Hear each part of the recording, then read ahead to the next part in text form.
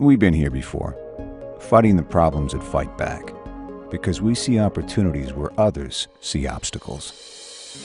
We're change makers and problem solvers, uniting over 1 million minds to address complex issues facing communities around the world, including yours. We're working together as partners and professionals, while making friendships that last a lifetime. We're Rotary, and there's no limit to what we can do.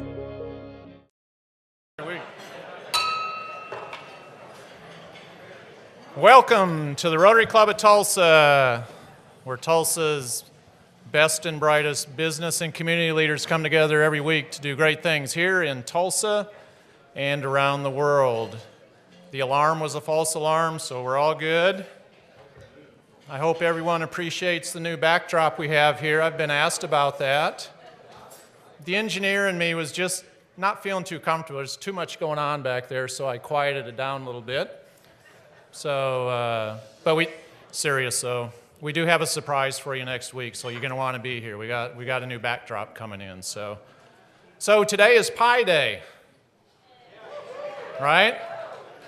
Not the for us engineers, not the normal pi, but that irrational number 3.14. You know, the ratio between the circumference of a circle's circumference and its diameter. You all know that, right? Yeah. In fact, this week is like Nirvana week for us engineers. Because not only is it Pi Day, but Saturday is St. Patrick's Day, and for some unknown reason, St. Patrick is the patron saint of engineering. The only thing I can figure, it has something to do with beer and green and stuff, so I don't know. So as we take a moment to say hi to each other this afternoon, let's share with your hi buddy what is your favorite kind of pie, okay?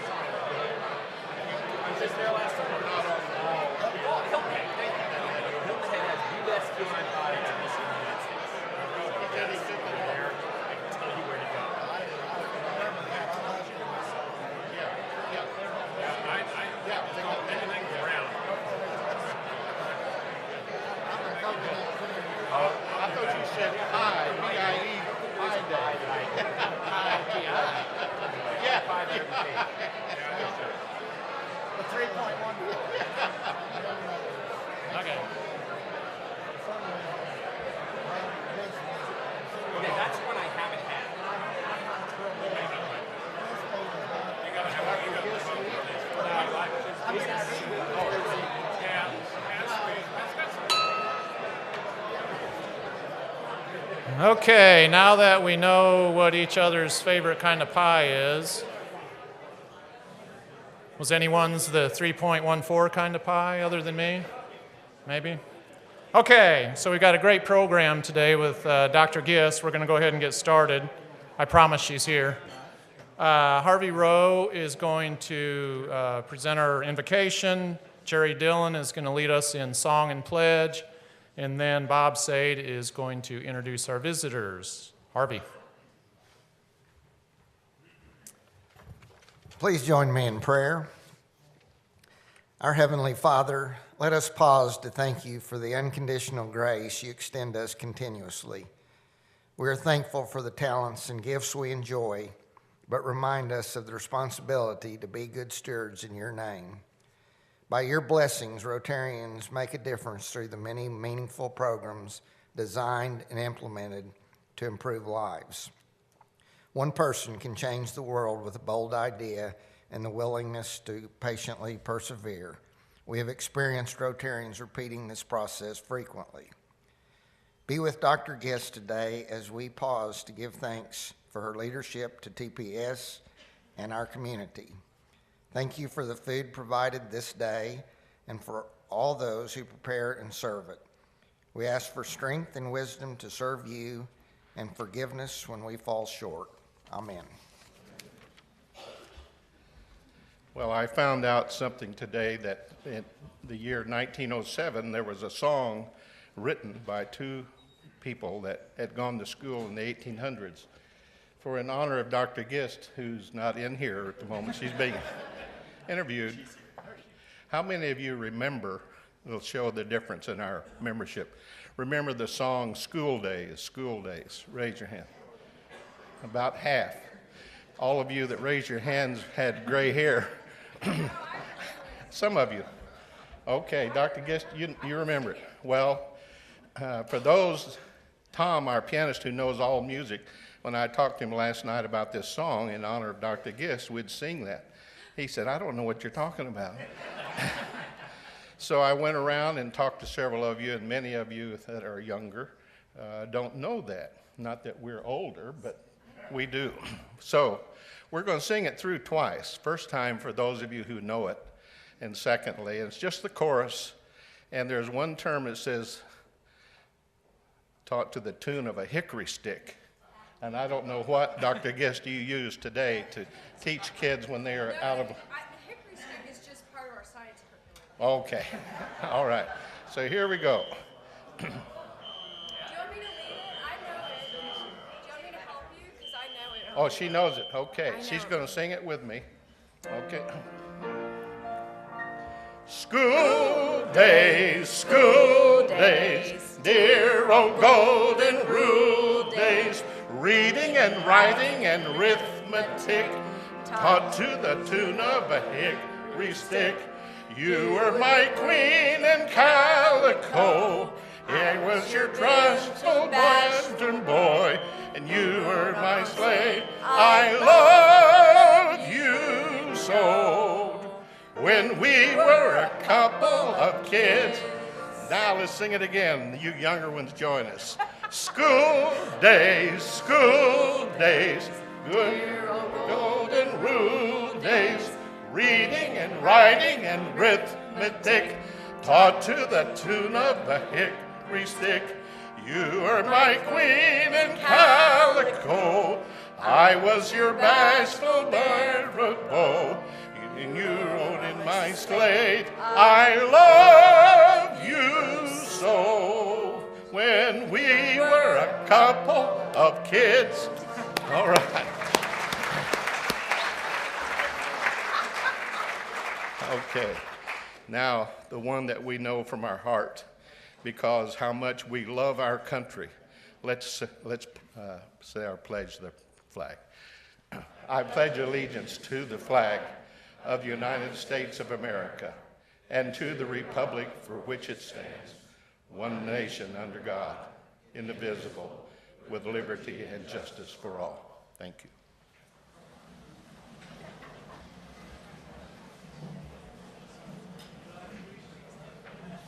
Well, we are always glad to have guests, and we would like to welcome them at this time.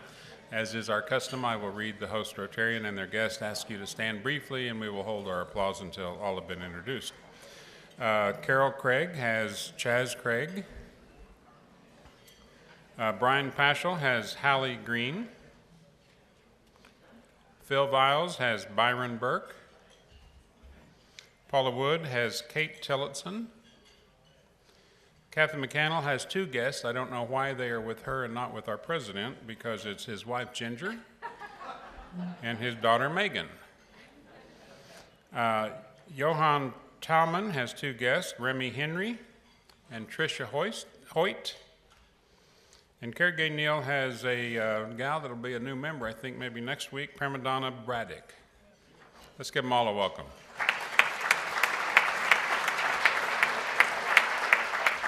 Visiting Rotarians from Rotaract, we have the president, Katie McElhaney. From Bixby, we have Jack Maxwell. And from Sunrise, we have the Operations Director for MSNI VJ Lively. I'd like to take just a moment to thank Dr. Gist and all of the teachers, because without them and my third grade teacher, I never would have been able to read this. Thank you.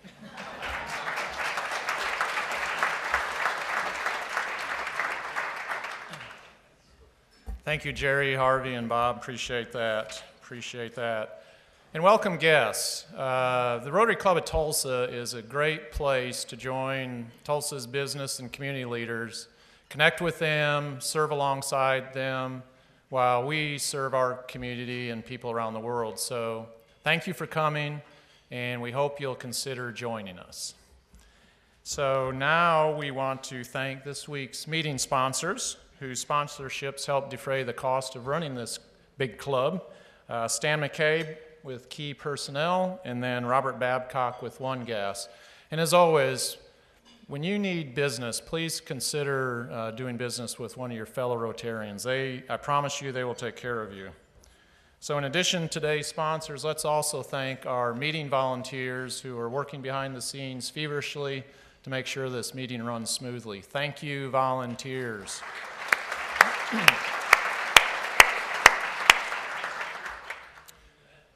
So this past weekend, about a dozen of us went to the Medical Supply Network warehouse and did a little bit of volunteer work.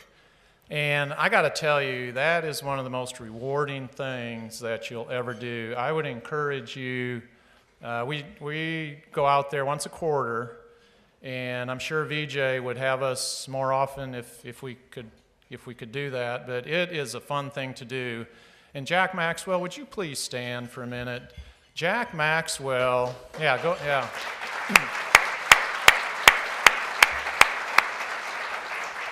This is just another example of a great Rotarian having an idea, selling it to a club, and it blossoming into what it is now. And the warehouse sends like tons of equipment and medical supplies around the world to people that need it. And something that you may not know is, as a member of the Rotary Club of Tulsa, not only are you a member of the Rotary Club of Tulsa Foundation, but you're a member of the Medical Supply Network. That is your warehouse. And so I would encourage you to support it with your time, and they need funding also. So see VJ or Jack after the meeting, and they will get you connected. But I encourage you, that's a great way to see what we do internationally as a club. Thank you, Jack. And now it's with sadness that I want to recognize that Phil Vile's wife's mother passed away this past week, and we have cards on the table. Jot Phil and send a little note to let them know you're thinking of them, and keep them in your thoughts and prayers, please. Camp Enterprise. We have all the counselors that we need. Good job for everyone that stepped up. Appreciate that. Yes, thank you. What they could use more of are some more students. We've got a good showing, but we have a few open slots. So if you know of an 11th grader out there, or someone that knows an 11th grader, get word to them that we still have a few open slots, and we'd like to fill up the bus, if you will. Thanks to the Camp Enterprise Committee. They've been working really hard, and they have put together an awesome lineup of speakers this year. Okay, now we have some side mic announcements. Katie McElhaney, President of the Rotaract Club.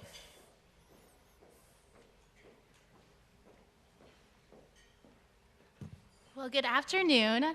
To reiterate, my name is Katie McElhaney. I am the president of Rotaract.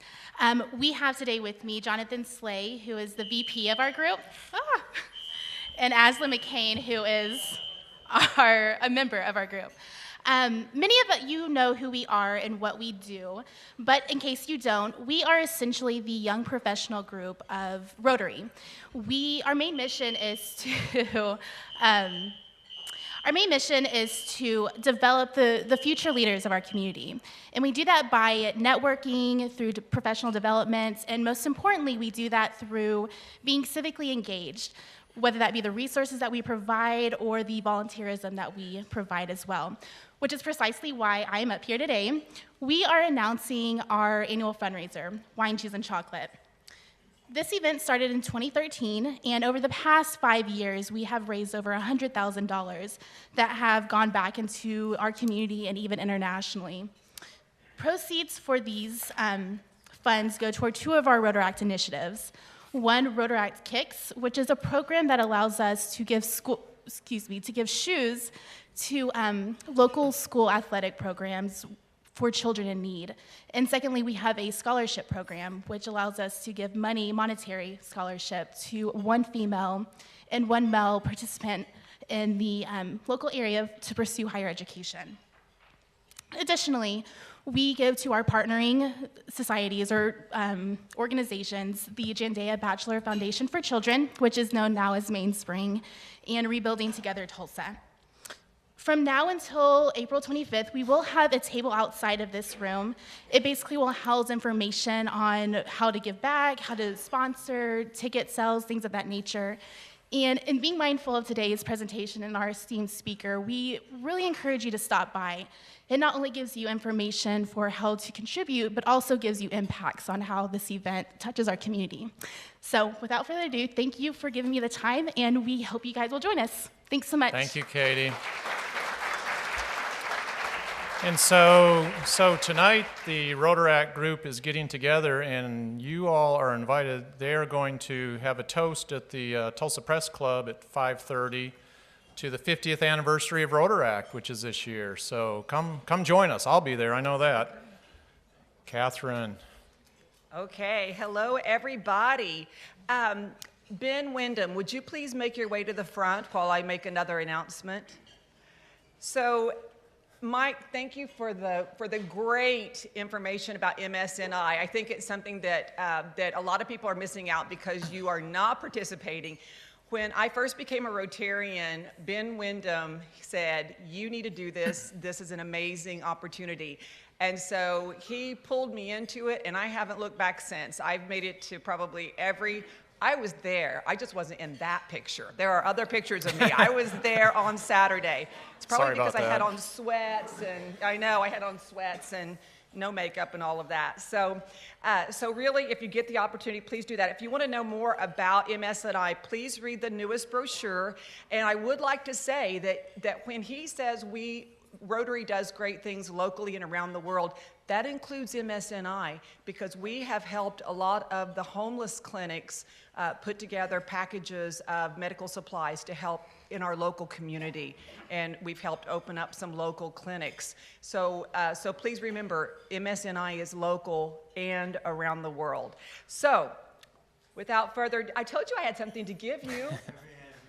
Oh, okay. I had to make sure Ben was going to be here today. So I said, Ben, I have something to give you. So Ben, as the newest board member of MSNI, the honor has been placed with me to present you with this beautiful plaque that says, "In Appreciation," presented to Ben Wyndham for your many years of exemplary service and lasting contribution to the Medical Supplies Network, Incorporated. So, thank you so much for all that you've done.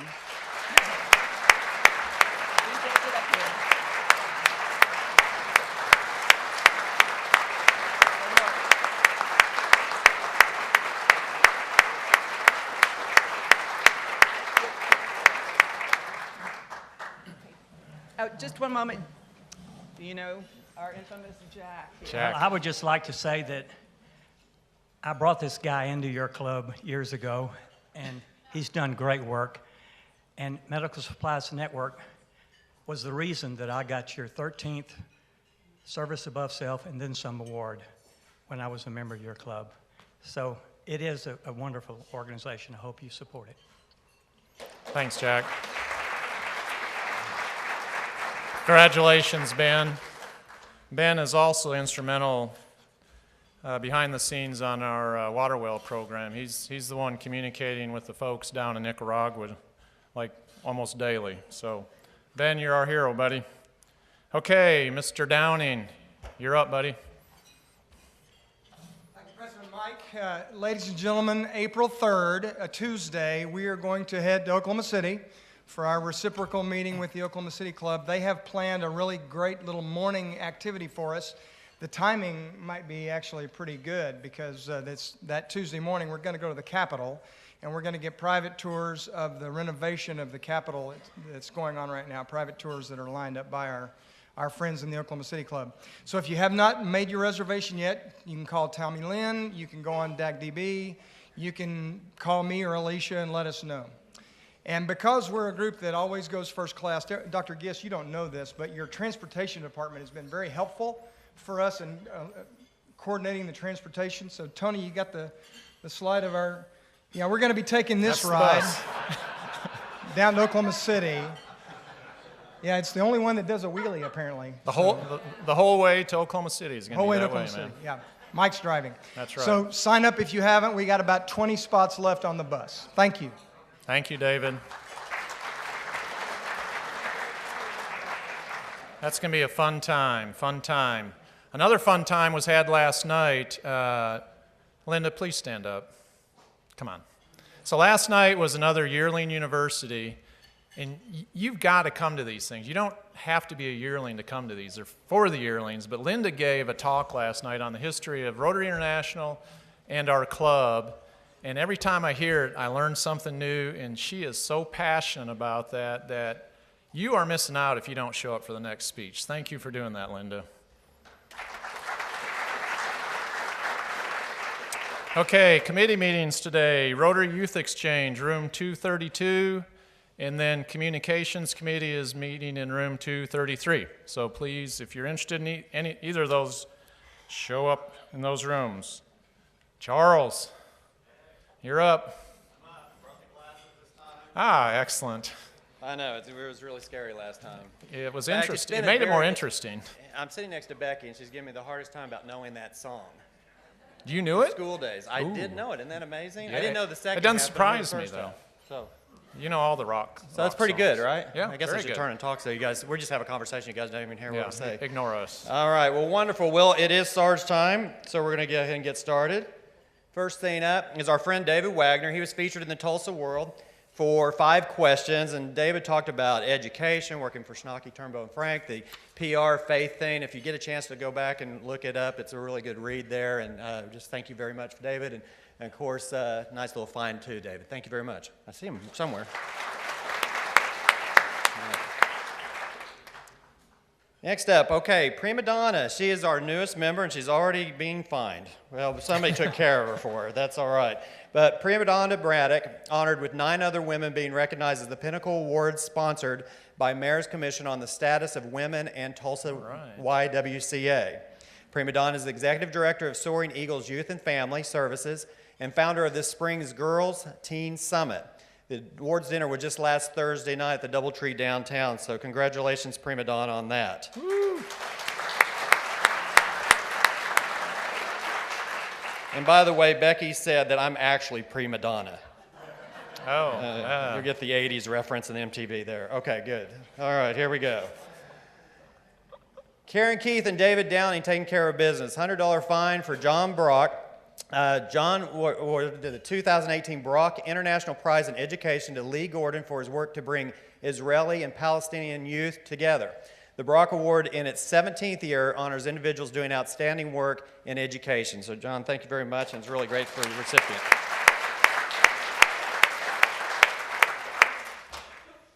And Karen really opened up the pocketbook. She's out of control. Here's another fine. But notice how she always brings somebody with her, in this case, President Mike, so smart there. So another $100 fine. This time it's for Hannibal. He was featured in the Tulsa World. It seems like that's happened quite a bit, Hannibal. So, you know, I don't know what's going to happen next year. But congrats on being published in the Tulsa World. The Kerner Commission Revisited, so if you have a chance to read that, or if you didn't, check it out, and there we go.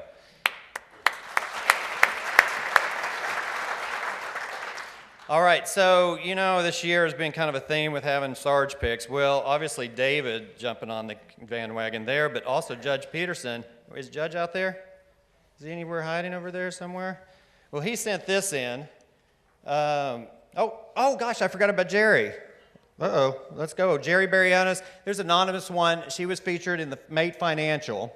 And so if you have a chance to check that out, and Jerry she's come on this club and just as a storm, and she's such a beacon of light for everything that she's doing. Of course, next year she's going to take over for Matthew on the financial thing, so Matthew's actually relaxing somewhat over there.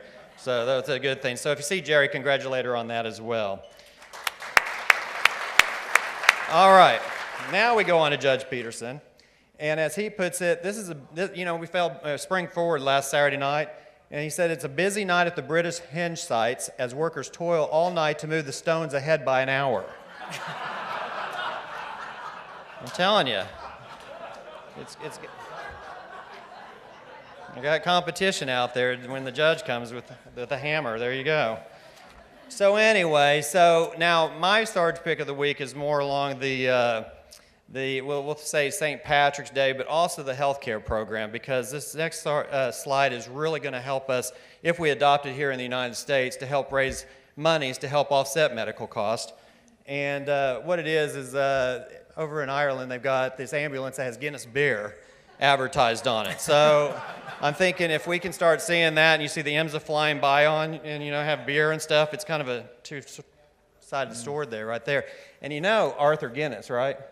Maybe not personally, right? I do not know him, no. Well, he had a meeting with several of the major beer distributors in the world, like Budweiser, Coors, and all them. And as they went to the bar, they each had their own beer. They were all, Budweiser, I'll have a Budweiser, Adolf Coors, is that right? Yeah, he had his Coors and stuff. The other people, Miller Lite. They get to Arthur, and he said, I'll have a Coke, and all the guys just turned to him, and he goes, what? And they said, well, why aren't you ordering your beer? And he goes, well, I figured you guys weren't having any beer, so I'll just have a Coke. Ooh. Wow. Arthur. Boom. Gotta love that, Boom. right? Yeah, slamming hard. Wow. Yeah, there we go. Tough guy. So as always, give me a call. You notice there's no birthdays either because everybody's scared to death I'm going to sing for them. So anyway, give me a call. I'll be happy to help you out any way I can. And let's segue over to Becky, my good friend. Yes.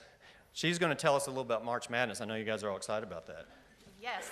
I want to give you a quick update. If you'll remember at the beginning of the year, we worked on our strategic plan last year, and one of our goals was to increase membership, and that was by 52 people this year. And so I wanted you to see that these are actual names of your friends and colleagues that you have brought in and sponsored this year. We're already over halfway there. We have 29 new members this year, so it's going great. But look at all the spaces that we have for your friends left. So I want you to know that we are a business. We have a budget. We have to look at numbers, but these are not numbers to us. They're each one of you who have brought people that you trust that will carry on the Rotary name and that will be a good beacon of light for our community and for our world, as we've already seen today through several of our projects. So it's an exciting time to be in Rotary.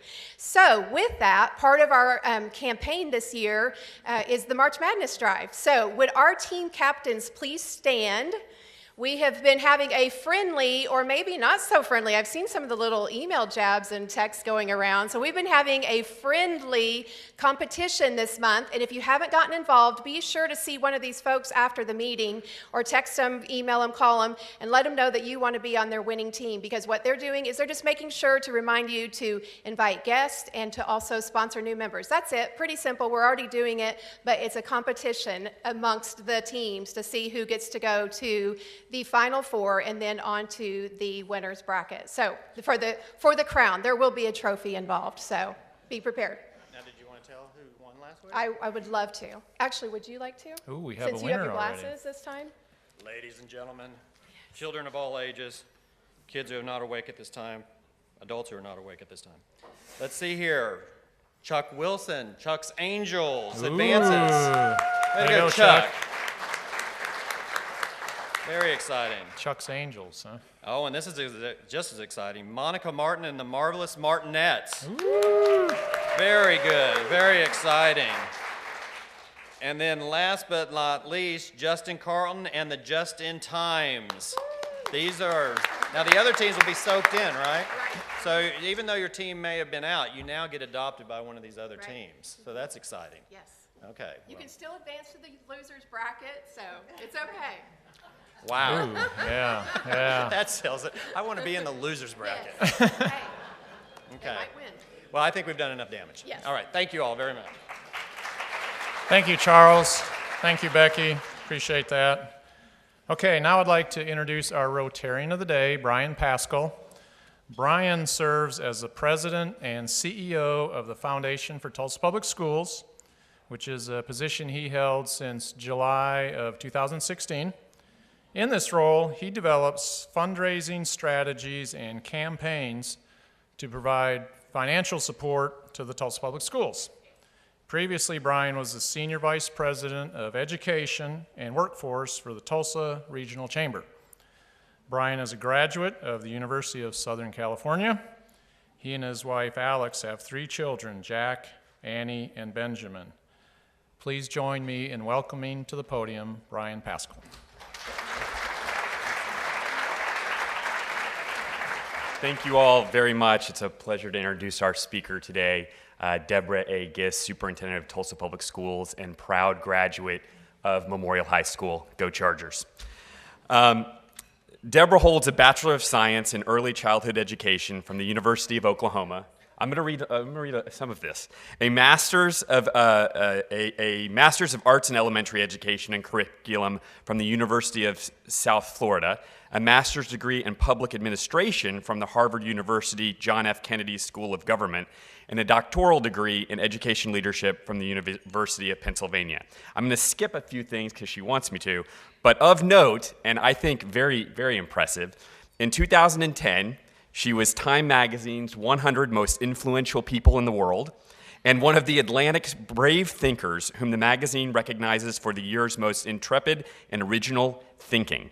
On a personal note, I am honored to call her a colleague and friend and can think of no one better in leadership of Tulsa Public Schools to help us during this time in education. Happy to introduce Deborah A. Gist. Hi. Are y'all busy? I want to apologize in advance for not returning your email promptly.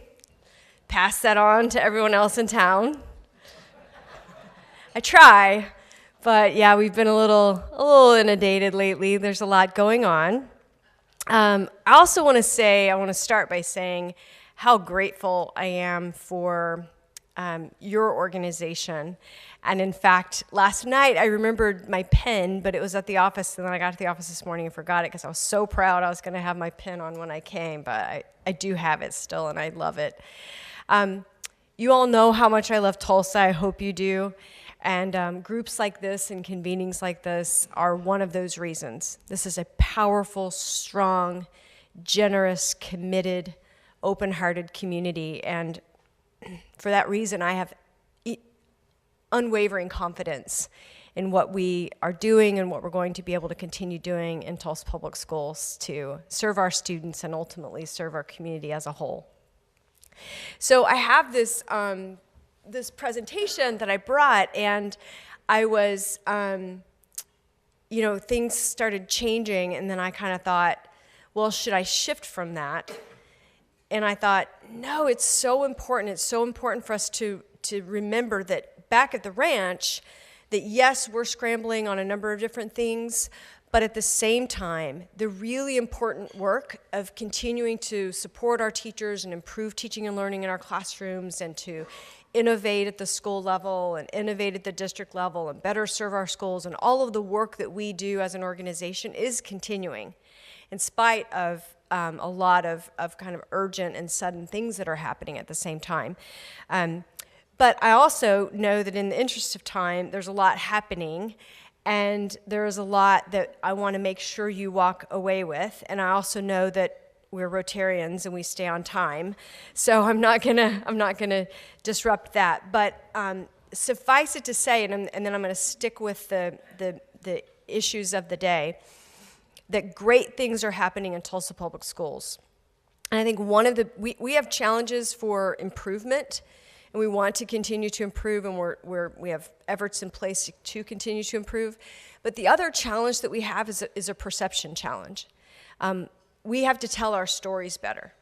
because there I interact, so much with people in the community, including people I've known my entire life, I've gone to school with, and they have impressions about some of our schools based on kind of snippets and anecdotal things that they hear, and they don't actually know the great things that are happening in our schools. So if you just take my alma mater, for example, at Memorial High School, there are a lot of people who went to Memorial when I did, or earlier, or just after, who have a perception about Memorial today, and I tell them all the time, I am at Memorial.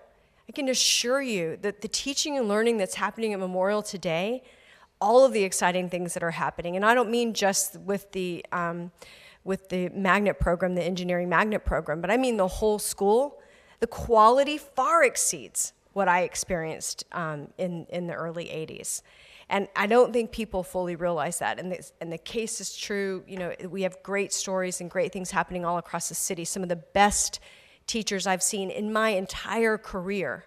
I can think of one at Central High School, a math teacher there, an incredible math teacher at East Central High School that just blows my mind every time I see the work that he does, and everywhere in between. So there are great things happening in our schools, great things happening in Tulsa, and I want to make sure that you know that. So we'll make sure we come back another time after we have success at our state legislature, which is what we're going to spend the bulk of our time talking about here in just a second. I also want to say thank you, because I know I'm going to be coming back and we have some exciting things that we're going to be talking about some partnership work that's going on, so thank you for that. And I look around this room and I see so many people who are important to education, people we collaborate with, and I'm grateful for that. Hannibal, we work with all the time. Mr. Brock, so grateful for your leadership. I also want to just acknowledge Councilmember Lakin. Thank you for stepping up. I know there's an event tomorrow at noon downtown that we are so excited is happening, where the business leaders are coming together on the Williams Green at noon to say they're there for our teachers. And so please, if you can, be out, and folks in your community, in your company or your family or whatnot, would be awesome for them to be able to join us there. So thank you for that. And I could keep going because y'all are all awesome. But so I want to talk about the current advocacy effort. But before I do that, on school safety, just quickly, because that's huge, and that's really, above all else, honestly, people expect us to keep their kids safe. And so that's our first priority, even though academics is, of course, our core work. And so I want you to know that we have strong safety plans in place and are re-examining things in our district right now based on what happened in Parkland, Florida. And every time something happens, we learn more and we get tighter and better. And so I just want you to know that's another example of that work hasn't stopped, even though it appears that the only thing we're focused on are these other things that get public attention. Just know that that is absolutely a priority, and we do have strong plans in place, but we're improving them every day. All right, so advocacy, Oklahoma, education, funding. Let's talk about that for a second. All right, so, well, first of all, in case you don't know, we have about 40,000 students, a little less than that. A couple things about that. I don't know if you know that we have more than 80 languages spoken among our students. I don't know how many of you could name, say, 15 or 20, but we have 80 spoken by our students. We also have about a little less than 80% of our students qualify for free and reduced lunch in Tulsa Public Schools. I think that's another anecdote that a lot of people don't always realize. But we have these beautiful, wonderful schools, about 80 of them, plus our charter schools, and then we have other schools that aren't our traditional schools. And we're on one bold journey together. Our mission that we put out in Destination Excellence, we created this plan together as Tulsans. Many of you were involved in some of the community forums that we had and some of the surveys that we did. I hope you participated in those. We developed this plan together. But here's what I want to talk with you about today, our teachers. Now, fortunately, our teachers are advocating not just for salaries. They're advocating for a restoration of some of the funding to the cuts that have been made to public education. And that's really important because it's teacher salaries, but it's also working conditions that are that are pushing our teachers out of our state. And the fact that we have fewer adults in buildings and they don't have the same kind of support they need to be successful is also really important to their quality of an experience as a professional. But I want to talk a little bit about, actually I'm going to skip to this one and then go back to that one. Now, I don't know if you can read this, but I'll tell you some of what it says, and then I can get it to you somehow so that you can actually see it and use it. There are a few things I want to point out. Actually, I have a copy of that in there so that I can see it. So one of the things that people say sometimes, and my purpose for sharing this with you, because I know that I imagine I'm preaching to the choir. I have a strong sense that you all out here are advocates for our teachers and want to see change happen. I feel confident about that. What I want to make sure is that you are armed with information, because maybe it's all right. I want to make sure that you're armed with information, because you're probably hearing that you don't have to dig through my purse. It's all right. I mean, there's no reason for you not to dig through my purse. Let me be clear. But I want to make sure that when you're at your family reunion or the dinner party or on Facebook or whatever, and somebody says, well, what about the lottery? Or, well, if they just cut administration, they'd be able to pay those teachers. Or if we just had fewer districts, they'd be able to pay those teachers. Or if cost of living is different, so it's really not that different. All of that stuff that you hear. Have you heard that? A few of those things? Yeah, we do too. So I want to make sure you're armed with information to be able to say, that's interesting because I wondered about that too, but let me tell you what I found out, all right? So, for example, cost of living. So the left-hand box at the top says that's the number of years it takes for a teacher to reach a living wage. Now, a living wage, I'll tell you, I lived in New England for about 6 years. They have full-on protests because they want to make sure that, the custodians at the university are able to earn a living wage. What we have is a situation where our teachers are not earning a living wage. And what that means is that's a determined number that says, what does it cost, to get a place to live, feed your family, whatnot, based on the cost of living of your community. So it takes 18 years for a teacher to be able to earn a living wage in Tulsa, and we pay above the Oklahoma salary schedule. And you compare that to these other communities, and you look far to the right, the state that's stealing the most of our teachers is Texas. Right off the bat, you're going to be earning a living wage. So in Texas, our first-year teachers with a bachelor's degree and no experience can start at $51,000 a year. That's almost $20,000 more than our starting salary. Almost $20,000, it's $19,000 difference. So that is a massive difference right off the bat. But the other thing I want to make sure that people know, I forget which box it is. I'm just going to tell you. I forget which box it is. But the other thing I want you to know is that the bigger issue is our mid-year folks. So that's our beginning teachers. That's hard. That's hard to recruit our college students. The vast majority of students graduating from OU, for example, where I went to learn how to be a teacher, are going to Texas. And by the way, I did the same thing 30 years ago for the same exact reason. This is not a new problem. Mid-year folks. So one of these tells you about mid-year folks. Mid-year folks. So do that same comparison. So I was wanting to look all this up for myself. So I pulled up the Denton Independent School District in Texas.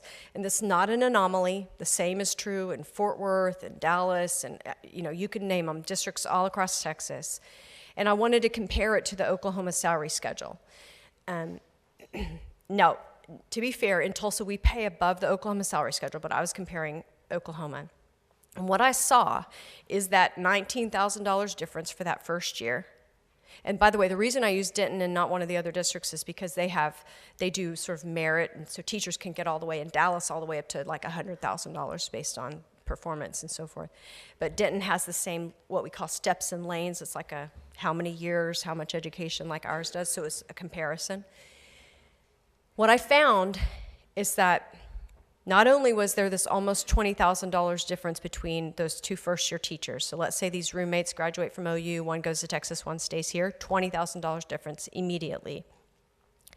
But what blew my mind more is that the teacher in Oklahoma, you go all the way to the other end of that salary schedule, so 30 years and a doctorate degree, all the way to the opposite end, maxed out, would still be making $5,000 less than her roommate made year one with no experience and a bachelor's degree in Denton, Texas.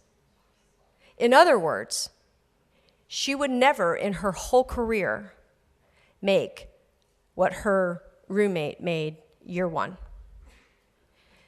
That is what we're dealing with in Oklahoma.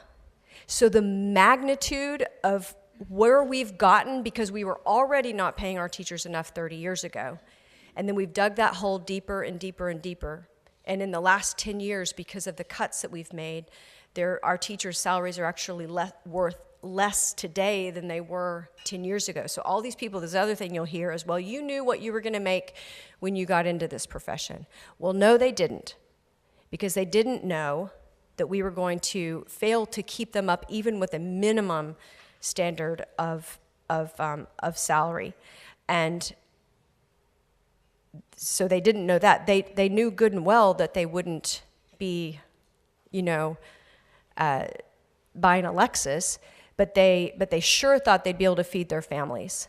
And I was at a school yesterday. I talked to one teacher whose kids are on Sooner Care. I talked to another teacher who qualifies for food stamps.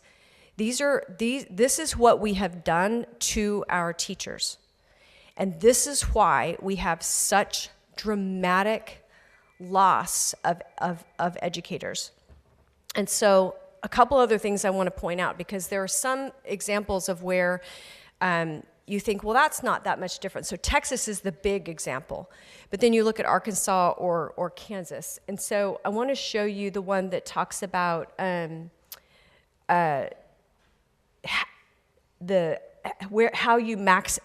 you are when you max out. And so if you compare it to Wichita, Kansas, for example, and you think, well, that doesn't look that much different. I think it's like $3,000. Can you see it? Like $2,000. So you're like, well, that's pretty comparable. That's not that much different. So yay us, we're up there with Wichita. Well, here's the thing about Wichita. If you are in Wichita, you get that salary after 15 years. You know how long it takes you to get it in Tulsa? 30.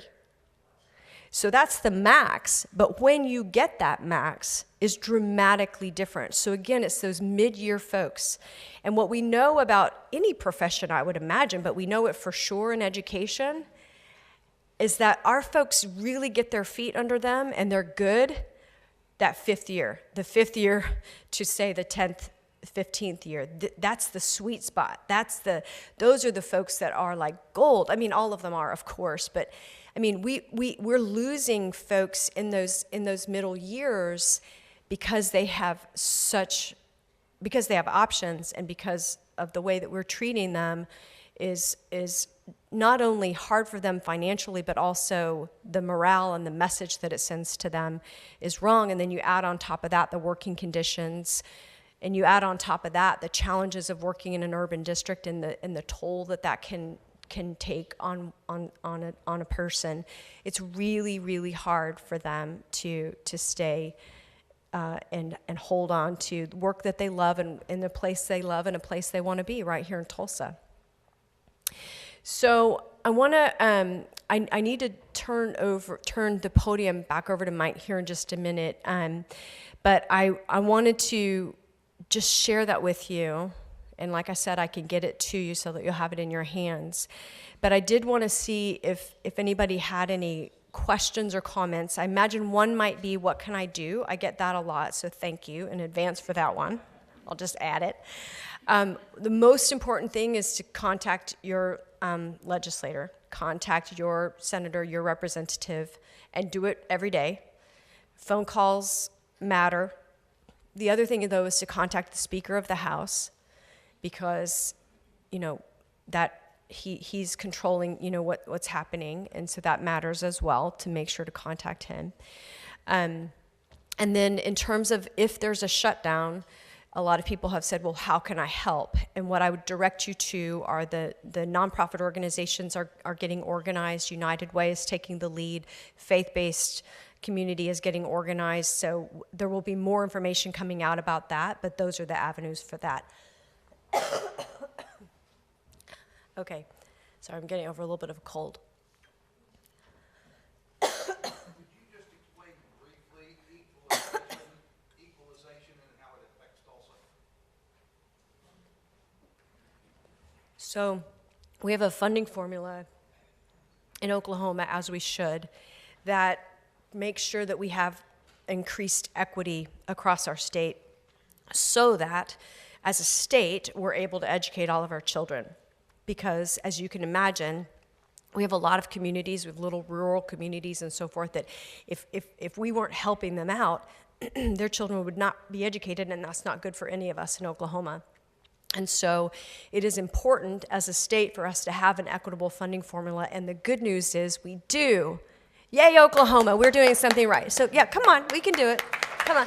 We are doing something that's good. It's good to have an equitable funding formula. I have to celebrate when things are good. But what it does, it's restrictive. And so in other states, you can have an equitable formula, so you make sure you're not leaving your rural places behind or any other place that is not able to raise revenue. But it also restricts us. So there are states where it doesn't hold back a community like Tulsa from saying, we want to do more. Education matters hugely to us as a community, so we want to invest more. And that's something that Mayor Bynum has really taken on in a leadership role in that. And so we're grateful for that. But right now, we have really serious restrictions there. Largely because these problems you pointed out, a lot of our schools have to rely upon emergency certified teachers. Do you find that you have to make accommodations in the curriculum to accommodate the fact that you're dealing with a lot of non-certified teachers? Yeah, so we have hundreds of people in our district who have no preparation for being a teacher at all. So when we talk about there being a teacher shortage, I tell people, they say, well, there's a teacher shortage in the whole country. And I don't know whether to laugh or cry, because I've worked as an educator in 6 different states, and I can tell you that sometimes in Rhode Island they talk about a teacher shortage. In Rhode Island, we prepared in our universities 1,000 teachers a year, and the whole state only hired 200. And they, would occasionally only have 4 applicants for a physics position, and they considered that a shortage. We are in a far different situation in that we have vacancies right now as we speak for a 2nd grade teacher. So that's anybody who has an elementary certificate, or in Oklahoma, anybody who has a degree, basically, and goes through the interview process. So, and we still can't find folks to fill positions. And let me be clear, this is not just a Tulsa issue. So right now, we have fewer vacancies than one of our large suburban counterparts who's 1/3 the size of us. So any sense that this is a Tulsa public schools problem only is just not accurate. We lost fewer teachers last year, 22%, than another one of our large suburban counterparts who lost 26% of their teachers. So just know that it's not just a Tulsa issue, but we do, and it means that we have a huge burden to be able to support those folks and try to help them be successful because they don't have any experience or preparation. And we put a lot into them, but not as much as we'd love to. What's the latest status at my alma mater, Edison? So we have an interim principal at Edison. His name is Clay Vineyard. And the feedback that I'm getting is very positive about what's happening at Edison. It's an awesome school. It's one of the top schools in the state, and it is absolutely has been that way and will remain that way.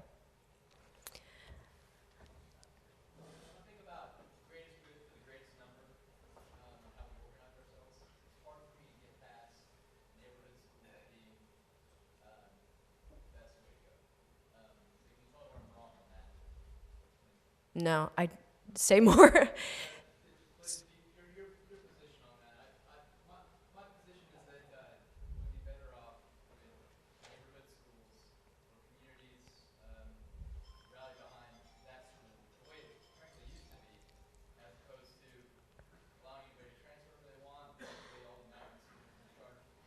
Oh, okay. Well, so what I would say about that is that every single neighborhood should have a great school. And no one should be making a choice about another school because they're trying to escape their neighborhood school. That's the most important thing about that. No one should feel like they have to choose another school because the school that is their assigned school or their neighborhood school does not feel like an adequate choice to them. That's the biggest issue. But I believe that families should have the opportunity to choose a school that's best for their child for whatever reason that might be. A particular academic program, an interest like debate or the arts, or whatever that might be, or it's maybe closer to work or by grandma's house because grandma takes care of me after school, or whatever it might be. I think it's important to give our families choice. But I absolutely believe in the power of community commitment to a school that happens with a neighborhood school, and I think that that's very important. And we can't rely on a system that only offers a handful of schools and everybody else feels like they're getting whatever's left. That's not okay. So I know you need to have that back, and I'm sorry. I also have to leave, so I can't even, sometimes I'll say, I'll stick around until we've exhausted all the questions, but I actually can't. But in terms of we will be communicating as quickly and as best as we can in terms of the potential for a closing down of schools. We're hoping to avoid it, and we can benefit from your help. $5,000 is not success. You saw the difference that we have. $5,000 is not success. Thanks you. I appreciate y'all so much. Thank you.